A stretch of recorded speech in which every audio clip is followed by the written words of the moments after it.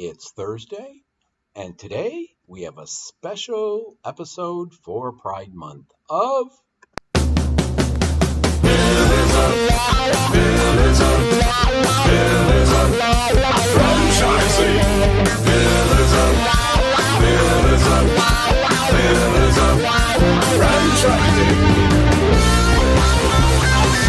Ready as all.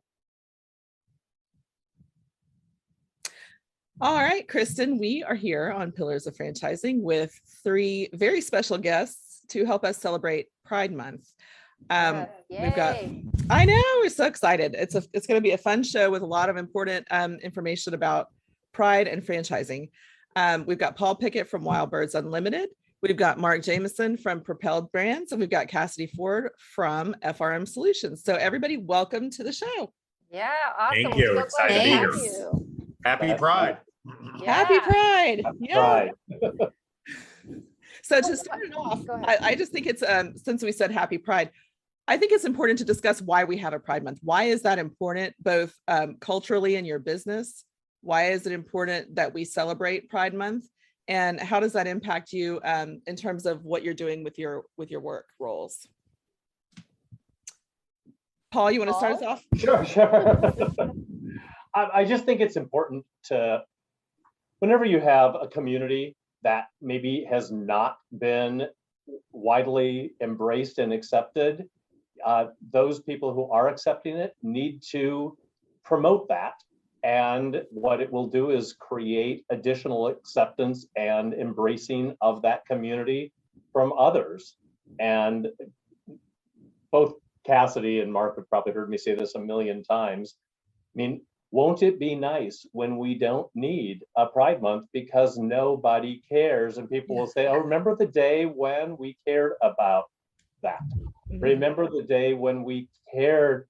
People had to, really, Black Lives Matter? Well, of course. Why would you even have to say that? That's just like saying air is transparent, right? I mean, And so, you know, I've always thought that the goal is to have the IFA's Pride Council Pride Month to be obsolete, because it was an old-fashioned time when anyone was on the outside. I think that's awesome. I really love that analogy. That's where I guess we get the humans are humans, right? Like, does it really matter? Yeah. So, good for you.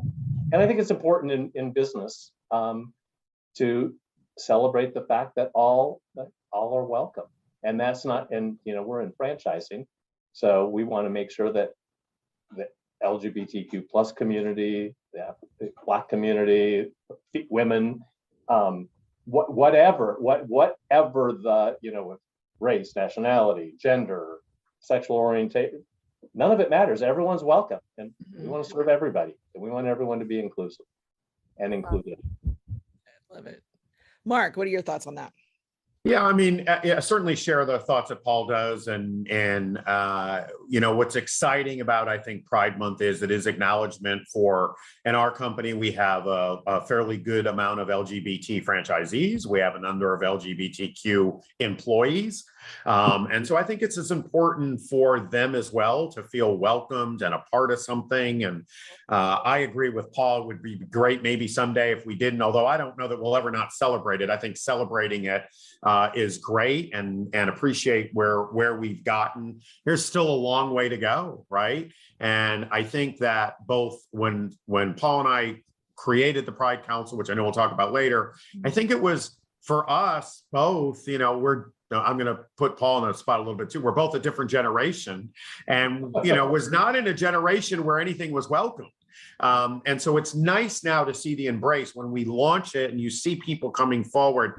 The good news about most people of any group that has been affected by society or anything is that you want to welcome everybody. So it isn't just about the LGBTQ community. It is about allies. And I know we're going to talk about that. And it's about other groups of minorities and people with mental health issues. And as we created a diversity inclusion council at Fast Signs, that's what we really learned is like, wow, this this is broad. And yeah, I want to talk about pride, but somebody else might want to talk about anti-Semitism or something like that. And I hope that Pride Month and every other month that recognizes affected groups at least starts the conversation.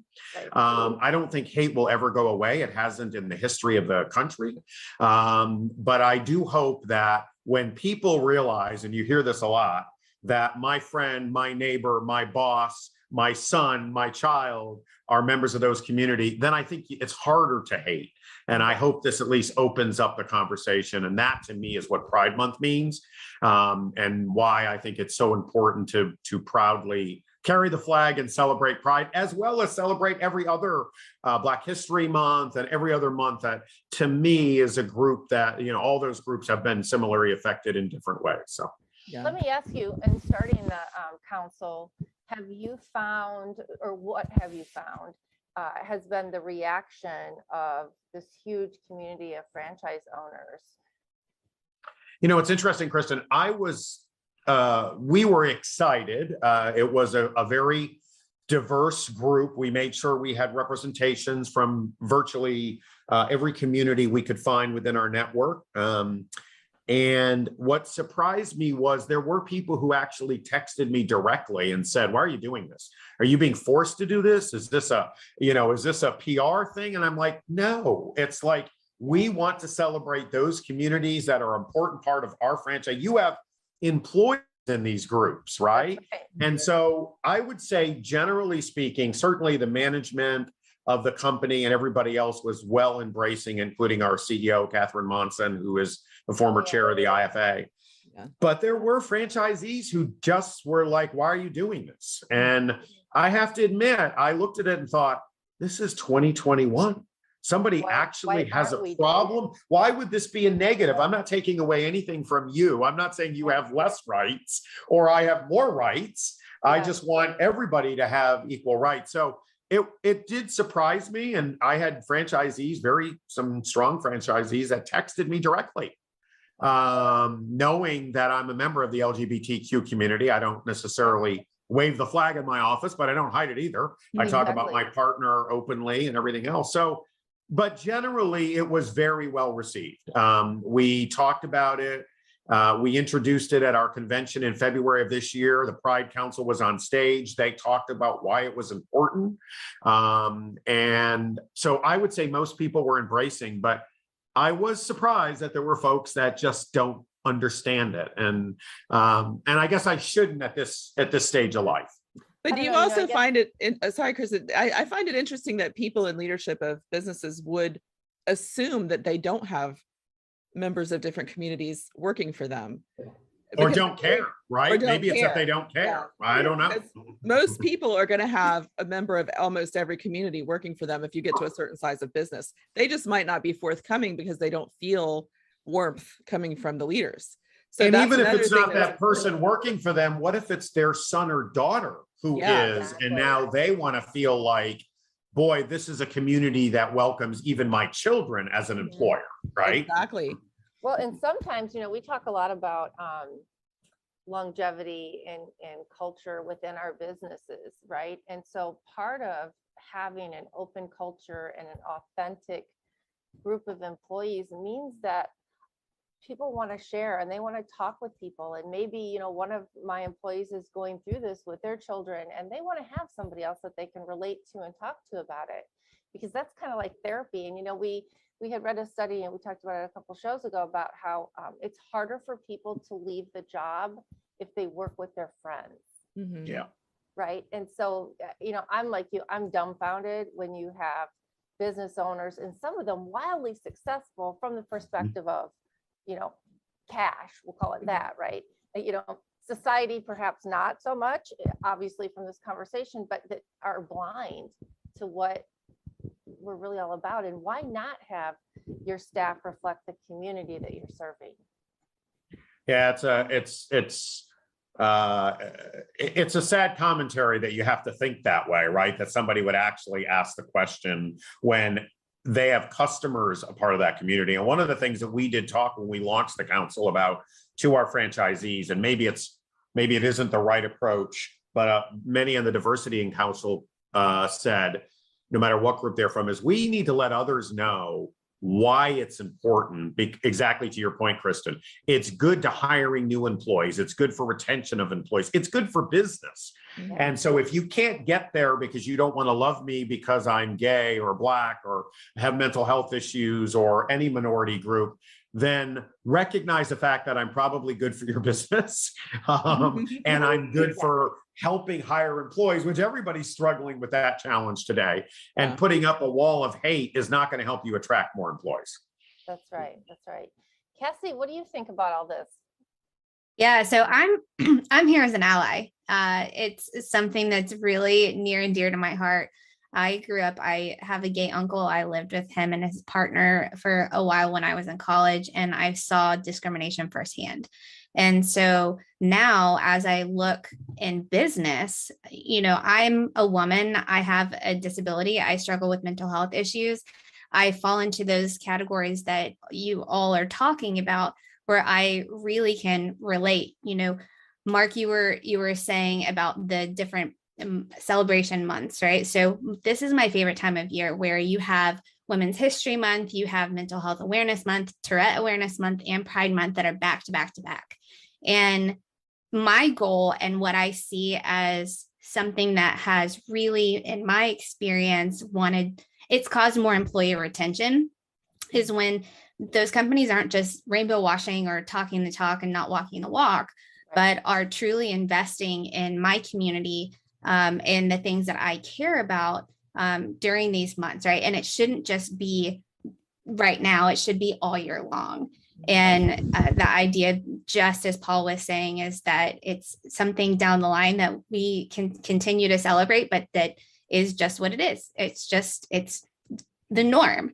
And I think that we're starting to get there, but definitely we were talking yesterday in a supplier workshop for the IFA about employee retention and about how employers, franchisors, suppliers, how the investment, the transparency, the communication, employee resource groups, the culture, all of that is so important in making your employees feel like you have a stake in them, and then they have a stake in the company. And that really was kind of poignant to me. But as an ally, it's something that I see that in order to be an ally, I have to take action. It's where I have to actively step in and speak up if I see discrimination or, who I'm supporting, all of those things, and it does play an active role in my business. Yeah.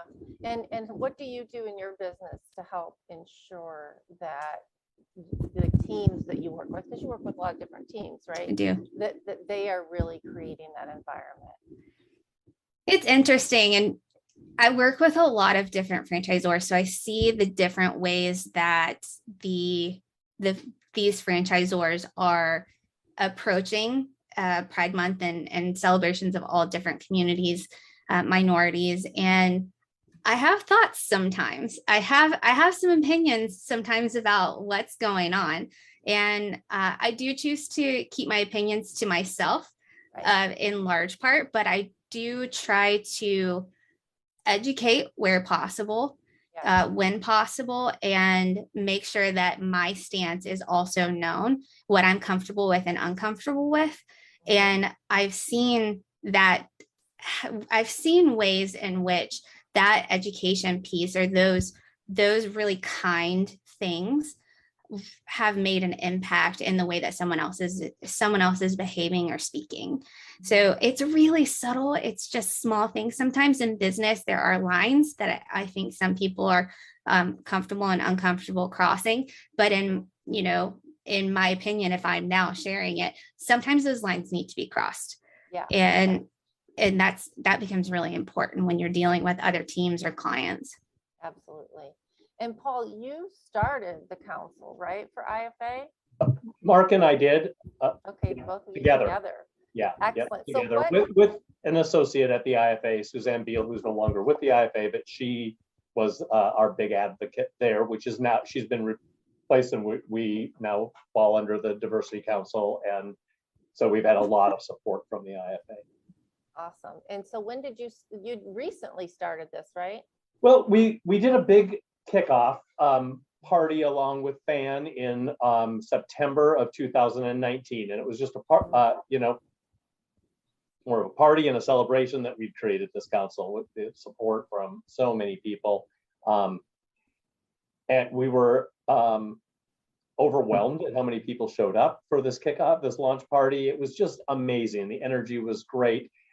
And then we're like, okay. And unfortunately, because, we couldn't get together and do anything at the 2020 IFA convention just because of the timing. And then something happened in March of February, March of 2020. What was that again? Yeah, what was that? That thing that we all Was that something in Indiana or was that worldwide? Yeah. Was it fake news? I don't know.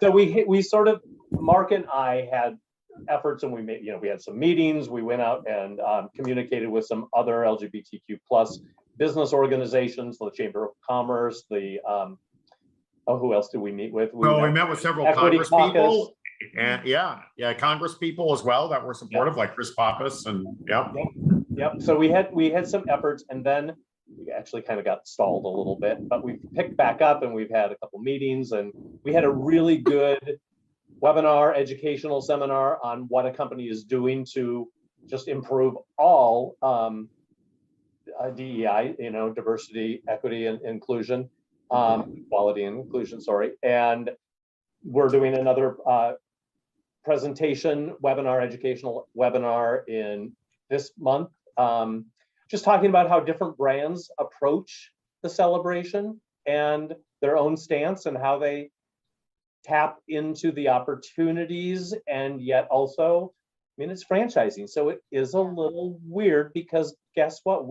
While we license our brand and our best practices, and we have very specific brand standards, our franchisees own their own business. Yes.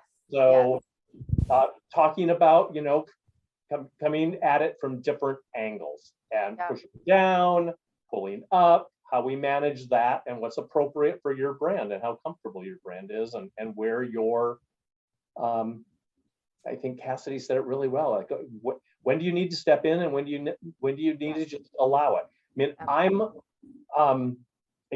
not as good. Sometimes I think I should be better, and sometimes I think I'm really good with it. But what I've chosen is, I'm the guy that doesn't wave the flag. It's not my opening story that I'm an open gay guy. To me, it's kind of boring. It just is what I am. Yeah.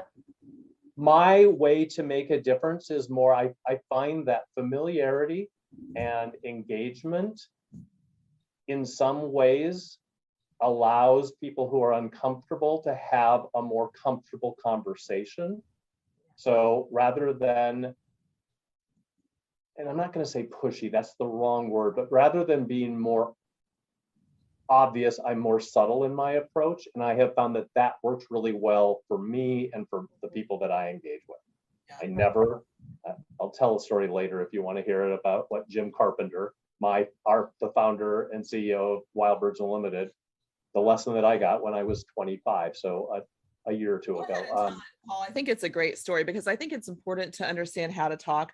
As an ally down here in Alabama, one of the tactics I use, because you can't be overly aggressive in your approach necessarily if you want to reach people. So my tactic is more along the lines of what is the lowest common denominator we can agree on, and then let's go from there. And sometimes it's as far down as we don't want a kid to die.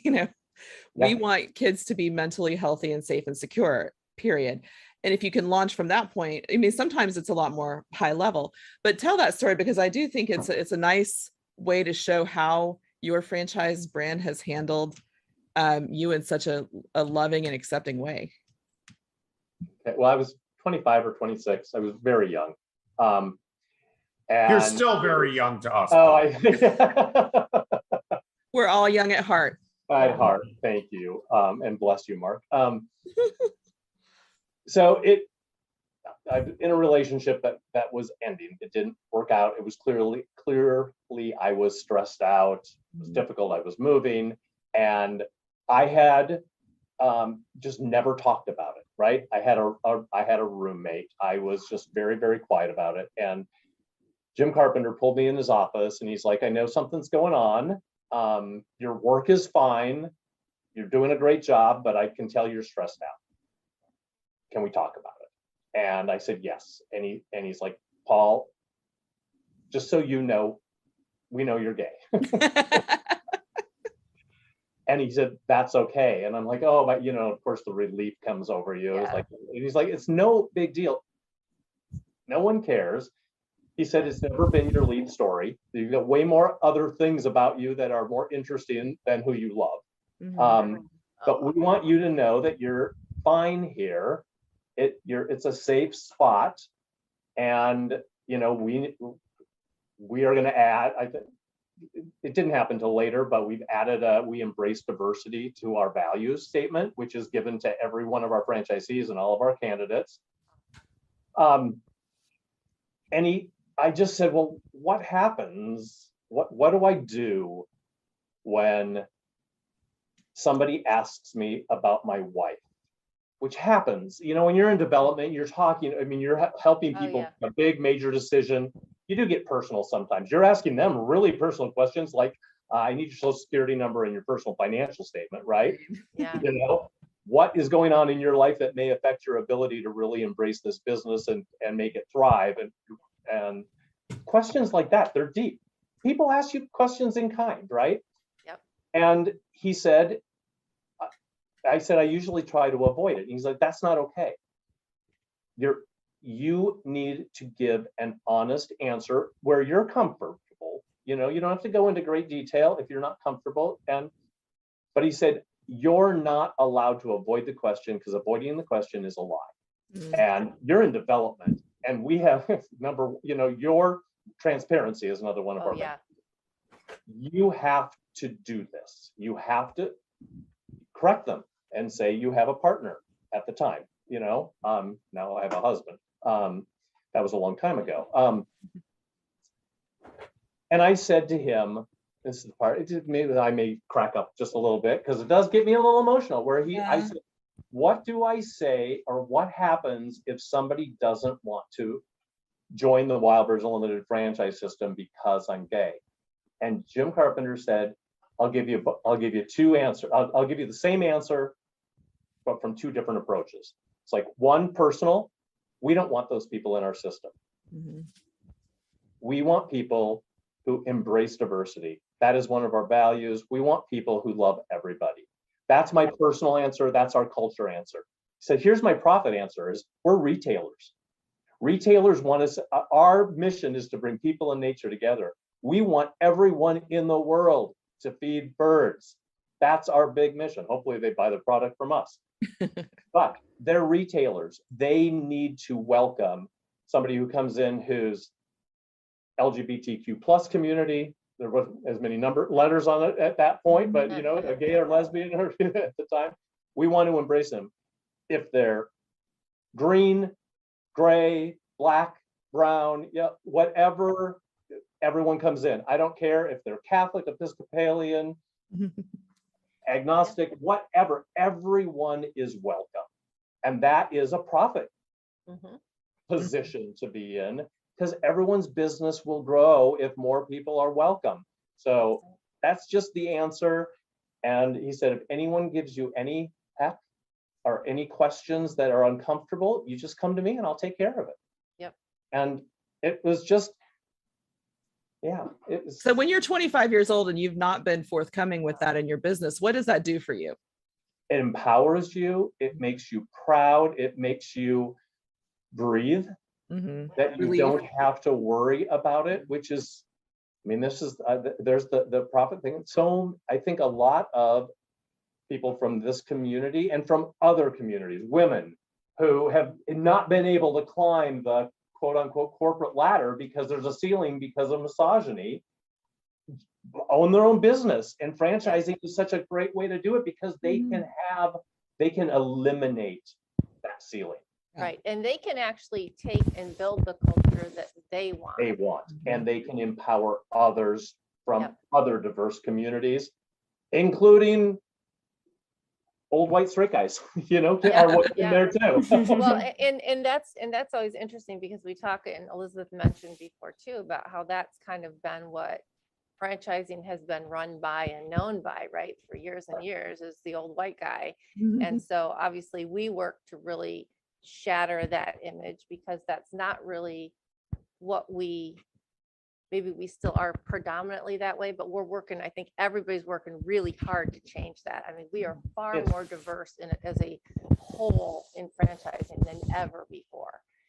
Yeah, I mean, I think that if you think about, go ahead, Paul. No, I was just going to say, it goes back to, and actually Mark made a good edit on my conversation where, why do you need, well, hopefully there'll be a day you don't need to celebrate Pride or celebrate, it's Tourette's Month, it's Women's Month, it's Black History Month, it's Mental Health Month. And actually, I'm going to retract that, because you know what? Celebrating the diversity increases the color of the rug we're all weaving, and that kind of diversity actually creates more interest, more points of view, and more excitement. So I'm going to stop saying that the celebration should be obsolete. Hopefully, what will eliminate is the fight. Yes. Right. Yeah, and I think if we will be able to celebrate the diversity. Yeah, and I also want to make sure you think about your experience when you're young, and I certainly had my experiences where I had to stay in the closet, and I actually worked for a company I won't mention prior to coming here, where it was very much an old boys club, and I wasn't invited to things because I didn't have a wife. And while I wasn't necessarily real open about it, I wasn't necessarily hiding it either. And I want to make sure that Pride Month and all of these events and discussions help the youth today that are in the same situation we were in, right? It may not be that society is the issue as much anymore, because society is way more open with gay marriage and all that. But let's face it, there's a lot of hate out there. And there are many people, unfortunately, that are raising their kids that way. And so I want those children and other adults that went through what we went through as youngsters to be able to say, there is an outlet for me. There is a place for me. I am going to be welcome. And, I'm sorry if my family doesn't understand. They'll either come around or they won't. Right. But that's not a reason for me to live in kind of a prison almost. And I think that's important. I agree with a lot with what Jim told Paul. We added and I think any franchisor, if you're not doing this, should do it. We track classifications of all groups of minorities, all groups for our franchise, so that when we want to do PR and we want to communicate to them, I know who's LGBT, I know who's military, I know who's Black, I know who's Hispanic, I know who is other issues. And we had a candidate who said, you have LGBTQ on here. If you support that, I don't want to be a part of your franchise. Why is that even on the application? And I was like, you don't want somebody like you then, right? Exactly. I mean, I was mortified that somebody would actually be, how does that affect you negatively? It has no effect in you. And if that's your narrow thinking, then to the point that Paul raised about Jim, then I don't want you in our brands. Yeah. Well, you know what I think is interesting as we have this conversation, I think back to some of the other franchisors that we've talked to, and especially some of them one is in mental health, LE Mental Health. One is Daniel Stein with Special Strong. And the thing that I really enjoyed about both of those franchisors is saying, listen, just because you have the money, just because you come in here and you can afford to buy a business, doesn't mean we're going to award you one. Because you need to feel what we feel. Because again, they're working with an underserved and maybe underrepresented community, right? The mental health community, and the Special Strong deals with kids with cerebral palsy and all kinds of other issues that isn't what you and I might deal with. And so I think it's really great that they have such strong values and feelings about making somebody, it's the interview process to be awarded one of those franchises is more about who you are as a person than what your bank account looks like. And I think that's so important. Because that's going to go to the culture you create in your business, right? And if the culture in your business is not one that's welcoming, you can't pick your customers when they walk in the door. I don't care what brand you operate. I can't say, well, I'm not going to wait on you because you hate gays, or you are gay, or whatever the reason is. And so certainly we all want franchisees that are going to welcome everybody in that door with open arms, including employees. Yeah. So Mark, in some states, you can actually say, I don't want to wait on you. Alabama is one of them. You can refuse medical care. You can refuse service based on religious exemption. There is a map, an equality map that you can click on that tells you which states have anti-laws. So in terms of that, like I went to my son to get his wisdom teeth out, and I could tell the guy was not okay. And I was a little bit nervous because Luke was under anesthesia. You know, it was one of the scariest moments as a parent where I felt, oh, I can imagine, like we could be removed if they realized, because when he was under anesthesia, Lady Gaga came on and he was singing like nobody's business. And I was like, oh Lord, figure it out. But who doesn't do that? Come on. Right. I know. But you know, this guy, I was like, he's gonna figure it out. So in terms of the IFA, what are y'all looking toward in the future in terms of initiatives that you want to do? Is there going to be any kind of lobbying to have more inclusive laws on the books in some of the states that franchises operate in? Because there are quite a few that still have religious exemptions where you don't have to serve a customer. And I think in the franchising systems themselves, you can have policy where that you're not allowed to do that. But what kinds of things is the IFA Pride Council looking toward as we go forward in the future in terms of accomplishment and creating that culture of inclusion? I mean, I can say a few words and then Paul, you can jump on whatever I don't cover, I guess. I mean, and Cassidy, feel free to jump in. Yeah, anybody there. I want to ask Cassidy after about what her role is, but go ahead, Mark. Yeah, I think that, you know, this started as a small grassroots efforts from Paul and I, and of course, then COVID kind of put a screeching halt to it. But I'm excited about our initial trip to Washington, where we met with the LGBTQ Chamber of Commerce, which is a huge pro-business. They have certifications and things of that nature. We also met with GLAAD. We met with Congress. So while we have not yet embraced efforts on the legislative side, the good news is we're now part of the Diversity and Inclusion Council for the IFA or Institute. And I know that they work against hate and things of that nature. And so I'm excited under Ursula, who leads that, who is a phenomenal leader, that we will start to address some of those issues. But I think it's most about having the conversation, making people feel welcome, and sharing. We have another webinar coming up about what everybody can do in their business to embrace anything. In this case, we're talking about Pride Month, but it could be any other month that recognizes groups. So I'm excited. It's expanding and it's growing. Cassidy's on the council now, so we've got allies and others, and we see it as an area that we may have a small group, but we want everybody to feel like they can be a part of it and support it. And so, yes, I would hope that eventually we would work against those fights, as you talked about, through the Diversity Institute, because I think that's really where it belongs. But at least IFA has the foot in the door with legislators who we can sit down and have those positive conversations with. And Paul and I have done that. We've had several conversations with legislators from various states, and that was very eye-opening. And then we met with the legislative caucus that deals with LGBTQ and other minority issues. And that's eye-opening to me. And to be there in Washington and have those conversations is great. We'll never wipe it off the face of the earth. You know, Elizabeth, before this started, hopefully I'm not telling you anything out of school, but, you know, we talked about the states we live in. I live in Texas, not exactly one of the most embracing states when it comes to those things. And I hope that as people know people that are gay or any group that's affected, it will broaden the horizon. It won't for everybody, but I sure hope we can have some impact. So, well, when you love Paul, I don't know what you want to add to that, but I think you did a great job. I think, you know, we have to set our sights in a reasonable fashion.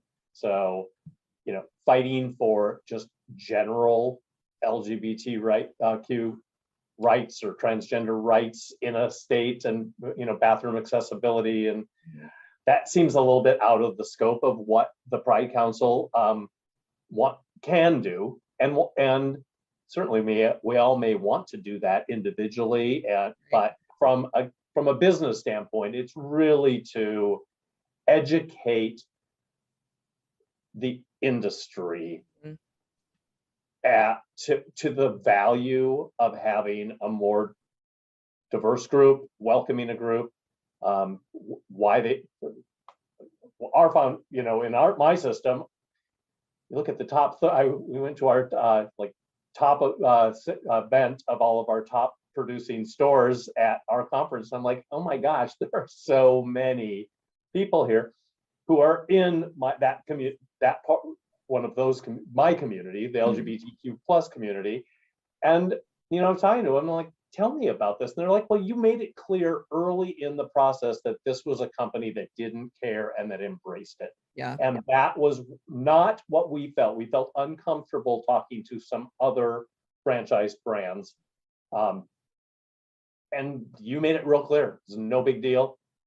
And that helped us feel comfortable about it and then engage more to basically unearth all the other great benefits, the business benefits of being a part of our concept. Yeah. That should make you so proud. Oh yeah, it does. I mean, really, because that's and you know, take that and then mix it with a message of these generations that are coming up and coming into franchising. Yeah. Hit those targets, and I mean, you got a gold mine of people who just are looking for a place. Yeah. And it's a legacy. It's a great legacy that you guys are all, and Cassidy, I'm including you in that too, because doing this work and making people feel safe, that brand is going to live longer and stronger because of that diversity that you guys have created in that culture. Cassidy, tell us, we're about to the end of our time, but tell us what was important to you about joining the IFA Pride Council, and what is it that allies can do to accomplish all these goals that we've been talking about? Right. So, you know, you guys know me, you know that I like to talk, you know that, you know, I've been on this show before and I've been speaking up a lot. As an ally, example here, I want to hear the voices of Mark and Paul. I want to be able to be a support to that and amplify the voices of the LGBTQ plus community. And there are ways that I think, as for me, I think that there are ways to educate as Paul was saying, to the broader world. One of the things that I know that IFA, to the question that you had earlier, is to one of the things they're doing is to try and educate on franchising for younger generations.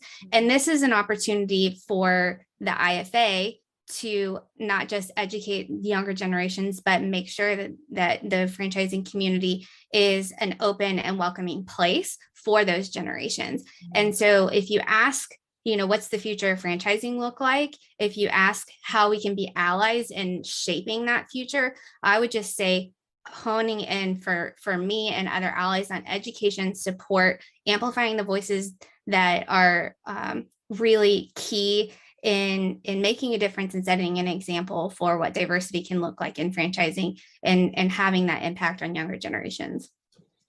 Can I add to this? And I just thank Cassidy. You know, Cassidy's a dear friend of mine, not just a professional ally and connection, but having those allies who may not, you know, Black people supporting white people supporting Black people, it opens up the doors. The allies actually exponentially amplify it, because there are people who may not come to me, may not come to Mark, knowing that we are gay, or come to some, you know, Patty Rother, who, you know, is openly a lesbian. They may not come to them to say, I don't get it, I'm uncomfortable with it, but they would go to Cassidy, they'd go to Michelle, go to, you know, all of those friends, those allies who are there with us, and they have a wider door to open. It's true. Yeah, go ahead, Cassidy. Well, just can I speak right now to other allies out there, or people who don't know how to be allies, asking questions.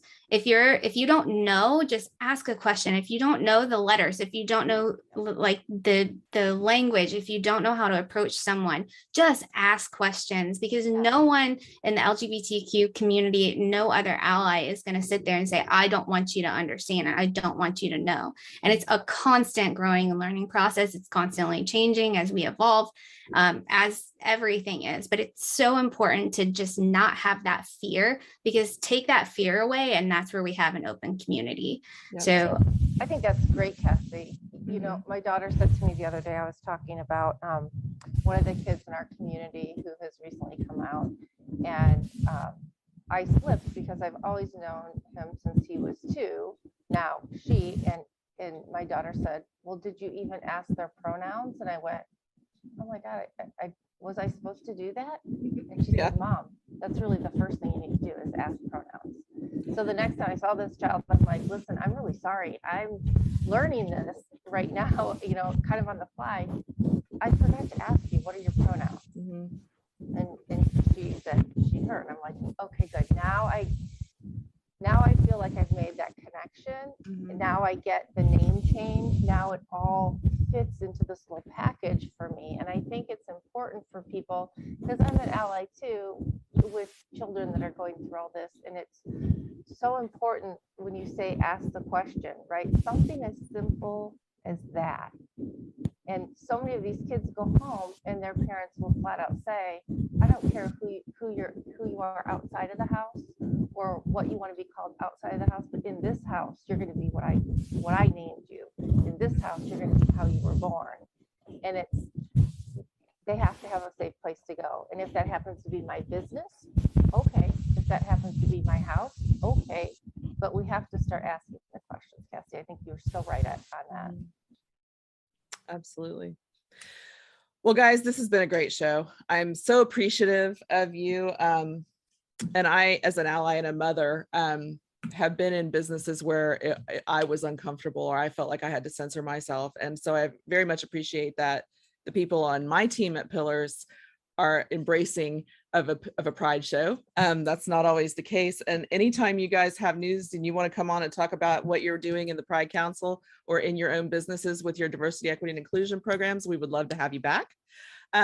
We'll just go around really quickly. Paul, then Mark, then Cassidy. Tell us, if a viewer would like to reach you and learn more about your businesses, how can they do that? And then we'll wrap up. Great. Paul Pickett, you can find me on LinkedIn.